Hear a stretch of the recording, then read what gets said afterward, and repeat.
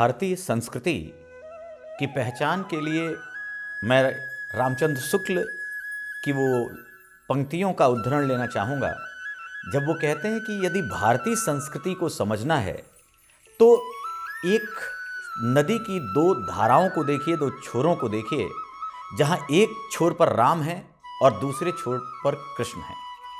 बहुत निश्चित है कि अगर भारत को, भारतीयता को, भारतीय संस्कृति को समझना है तो हमें हमारे पास जो आदर्श हैं वो राम और कृष्ण हैं।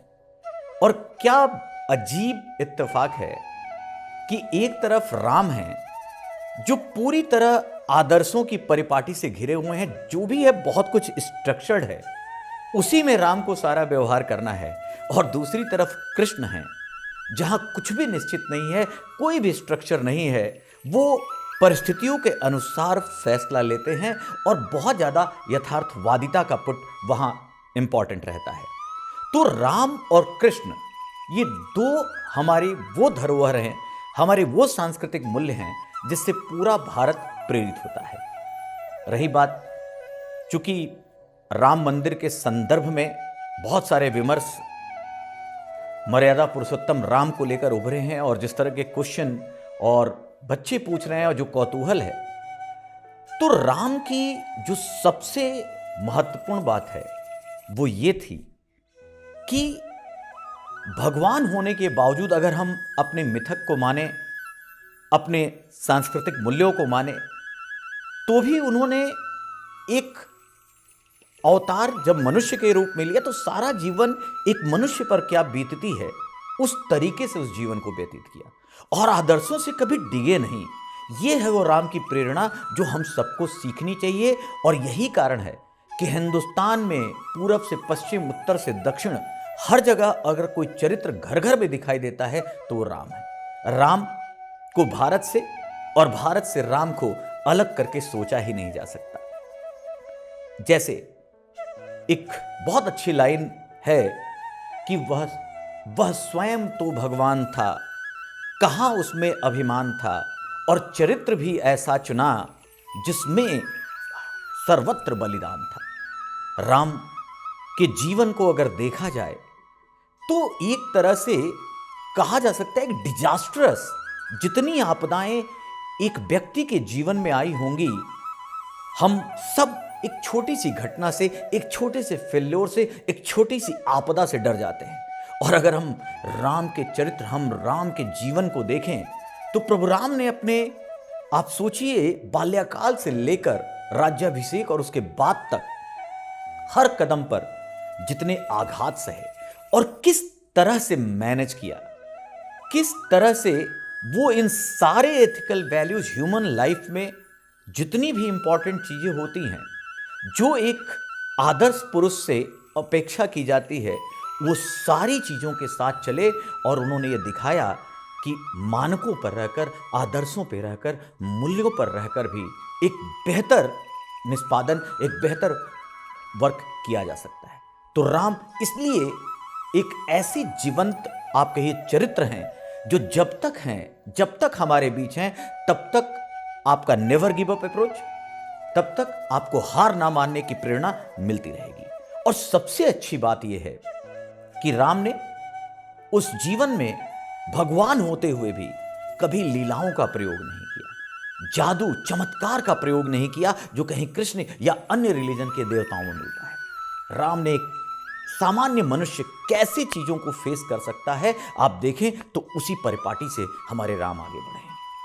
एक बहुत बेहतर इंस्टांस है, जब कोई मेरे से पूछता है कि सर, जब हम धर्म पे बिलीव करते हैं, राम पे बिलीव करते हैं, तो ऐसा लगता है कि हम भाग्यवादी, धर्मवादी, पलायनवादी होते जा रहे हैं और पुरुषार्थ और कर्म की बात कम करते हैं।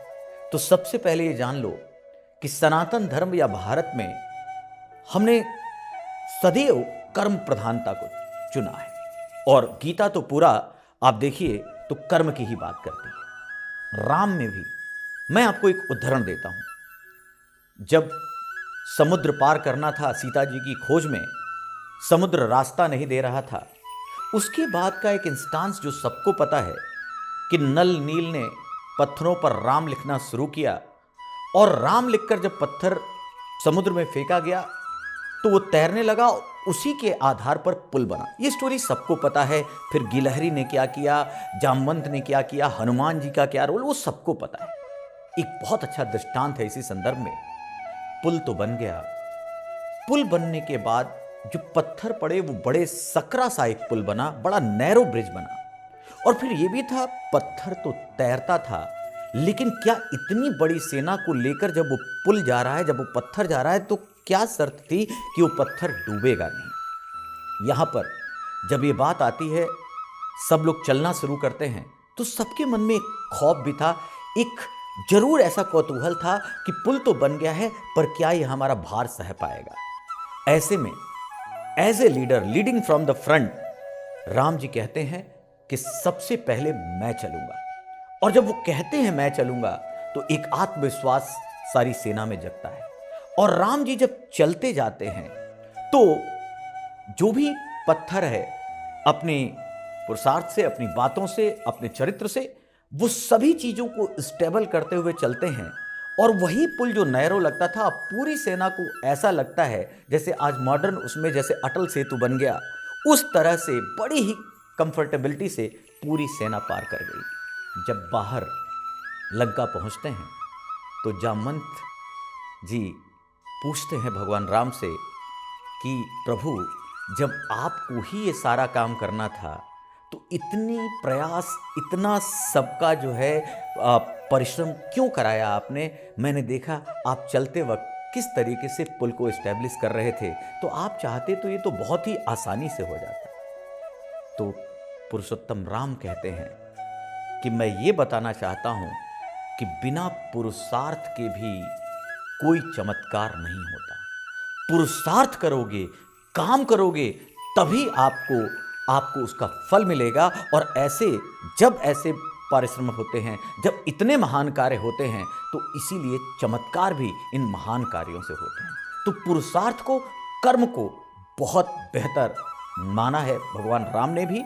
और यही संदेश है कि जो लोग भाग्यवादिता की बात करते हैं, या कहीं कहीं हिंदू धर्म या सनातन धर्म की बातों पर प्रश्न उठाते हैं, तो याद रखिएगा कि हमारे यहाँ पुरुषार्थ को सबसे बड़ा धर्म माना गया है। और जब आप काम करेंगे, जब आप पुरुषार्थ करेंगे, तभी आपका भाग्य साथ देगा। केवल भाग्य के सहारे बैठे रहना नहीं है। ये शिक्षा राम की इस इंस्टांस से, रामचरित के इस इंस्टांस से सबको जरूर पता होनी चाहिए। दूसरी तरफ, अगर जैसा कहा गया कि राम के जीवन को देखा जाए, तो पूरा डिजास्टर है।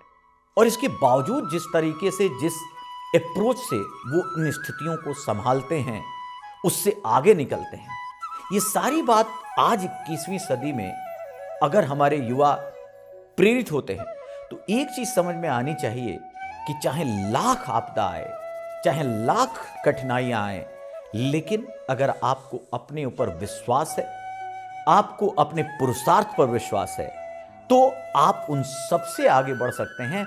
और मर्यादित होते हुए भी, आप वैल्यू बेस्ड होते हुए भी, आप सभी चीजों के साथ परफॉर्म करते हुए सक्सेस हो सकते हैं। और केवल ये सफलता क्षणिक नहीं, बल्कि आप ऐसा कर्म कर सकते हैं जिससे दुनिया आपको आने वाले समय तक याद रखे।